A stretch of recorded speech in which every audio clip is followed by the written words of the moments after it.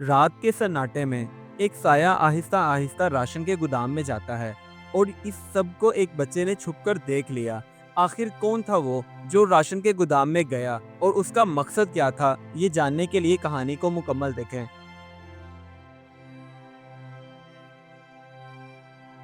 सुबह की धूप में गांव की औरतें कुएं से पानी भर रही थीं, बच्चे खेल रहे थे और पूरे गांव की फिजा में खुशी का समा था। उधर गांव का सरदार सबको यकीन दिला रहा था कि शहर से राशन के ट्रक आ रहे हैं और जब वो पहुंच जाएंगे तो राशन सब में इंसाफ से तकसीम होगा और कोई भूखा नहीं रहेगा।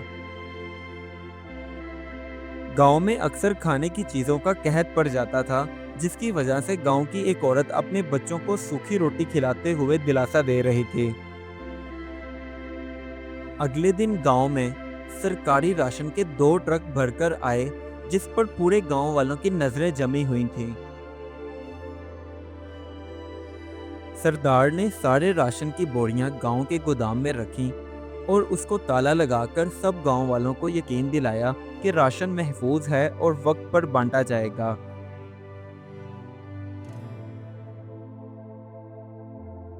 जब रात हुई तो गांव के एक लड़के अली ने देखा कि कोई साया आहिस्ता आहिस्ता राशन के गोदाम में जा रहा है।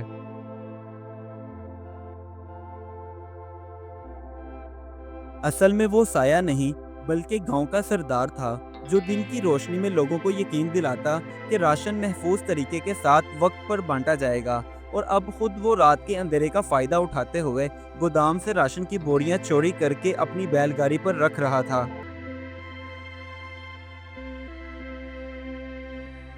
अली खामोशी से एक भोसे के ढेर के पीछे छुपकर सब कुछ देख रहा था और उसकी आंखें हैरत से खुली थीं कि ये वही सरदार है जो दिन के वक्त इंसाफ की बातें कर रहा था।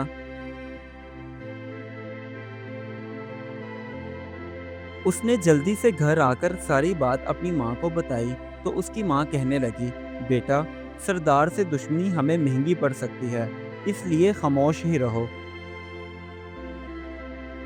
मगर अली खामोश ना रहा। उसने हिम्मत करके सुबह होते ही गांव के स्कूल मास्टर को सारी बात बता दी। मास्टर साहब भी ये सब सुनकर हैरान रह गए।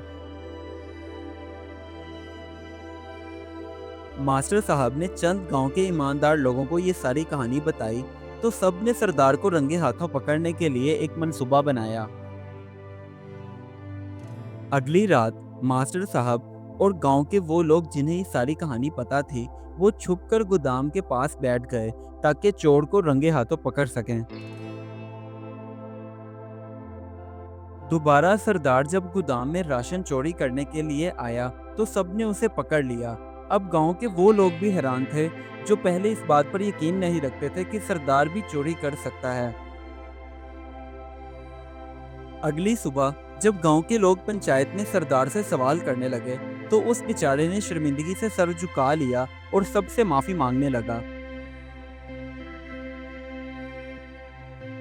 सरदार का सच सामने लाने पर गांव वालों ने अली को अपने कंधों पर उठाकर खुशी का इजहार किया। उसके बाद सब गांव वालों ने एक ईमानदार शख्स को अपना नया सरदार मुंतखब किया। इस कहानी से हमें ये सबक मिलता है कि सच बोलने के लिए हिम्मत चाहिए और कभी कभी सबसे छोटी आवाज़ सबसे बड़ी सच्चाई लेकर आती है। Do like my videos and don't forget to subscribe my YouTube channel. Also press the bell icon.